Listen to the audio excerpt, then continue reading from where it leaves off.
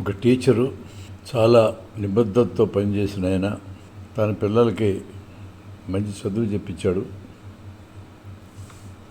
వాళ్ళు తమ భవిష్యత్తు వెతుక్కుంటూ అమెరికా వెళ్ళిపోయారు.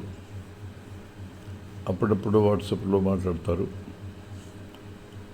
వాట్సాప్, స్కైప్ లాంటి వాటిల్లో తాము కనపడుతూ ఉంటారు. ఈయన తన క్లాసులో పిల్లలను కూడా తన పిల్లలంత బాగా చూసుకుని విద్యాబుద్ధులు నేర్పించాడు. ఆయనకు ఎదురైన ఒక అనుభవం గురించి చెప్తాను. పిల్లలు అమెరికా వెళ్ళిపోయిన తర్వాత ఈయన భార్య మాత్రమే ఉన్నారు. ఒకరోజు 30 ఏళ్ళ యువకుడు వెతుక్కుంటూ ఆయన ఇంటికి వచ్చాడు. ఎవరినైనా నువ్వని అడిగాడు ఈయన. నేను నీకు గుర్తుడను సార్, నీ విద్యార్థిని. నేను ఒక సంఘటన చెప్తా, అది చెప్పినాక నేను గుర్తు రావచ్చు మీకు అని చెప్పన్నాడు. కూర్చోబెట్టి మంచినీళ్ళు ఇచ్చి చెప్పమన్నాడు. సార్, ఒకరోజు మీరు క్లాస్ చెప్తున్న చోట ఒక పిల్లవాడి చేతికి వాచ్ పెట్టుకొని వస్తే ఆ వాచి మధ్యాహ్నం భోజనం టైంలో బ్యాగ్ మీద పెట్టి బయటికి భోజనానికి వెళ్ళొచ్చే లోపల ఆ వాచ్ మాయమైపోయింది. అంటే ఆ పిల్లలు ఎవరో తీశారు, అది మీకు కూడా అర్థమైంది. అన్ని బ్యాగులు ఎతికితే ఆ వాచ్ దొరికే అవకాశం ఉంది, అందరూ జేబులు ఎతికినా దొరికే అవకాశం ఉంది.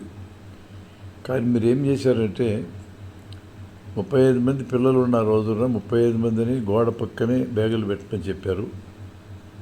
మేమందరం పెట్టాం. ఇవతల పక్క గోడవైపు ముఖం పెట్టి నిలబడండి, నేను చెప్పేదాకా వెనక్కి తిరగొద్దని అందరికీ వార్నింగ్ ఇచ్చారు. అందరూ నిలబెట్టారు. మీరు కూడా కళ్ళకు గంత కట్టుకుని బ్యాగులన్నీ ఎతకటం మొదలుపెట్టారు. ఒక బ్యాగులో వాచ్ దొరికింది మీకు. దాన్ని తీసుకొచ్చి టేబుల్ మీద పెట్టేప్పుడు గంత తీసేశారు. ఆ వాచ్ పోయిందని పిల్లవాడిని పిలిచి, ఈ వాచేనా నీకు పోయిన వాచ్ అన్నాడు. అవును సార్, అదే అన్నాడు. పిల్లలు ఎవరు తీశారో మీకు తెలియదు, మాకెవరికి కూడా తెలియదు, తీసినోడు ఒక్కడికే తెలుసు. అది ఆ వాచ్ అబ్బాయికి ఇచ్చి, ఇలాంటి ఖరీదైన వస్తువులు స్కూల్కి పెట్టుకొని రావద్దు, తీసుకొస్తే జేబులో పెట్టుకో తప్ప బయట పెట్టుకోవద్దని అబ్బాయికి సూచన ఇచ్చి క్లాసు ఎదాలపై కంటిన్యూ చేశాడు. సార్, ఆ వాచ్ తీసింది నేనే. నేను ఈరోజు కలెక్టర్ని బీహార్ రాష్ట్రంలో.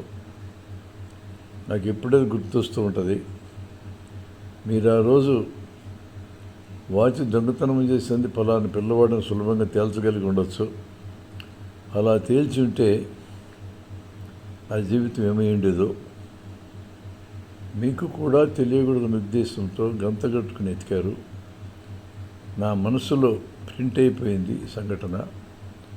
అప్పటి నుంచి నా జీవితంలో దొంగతనం అనేది చేయను. ఆ రోజు దొంగతనం కూడా పెద్ద తెలియదు నాకు, ఏదో సరదాగా చేశా. కానీ ఎంత ప్రమాదకరమో తర్వాత నాకు అర్థమైంది. మీరు నా జీవితంలో ఆ ప్రమాదం జరగకుండా కాపాడినంత కృతజ్ఞతగా మిమ్మల్ని దర్శించుకొని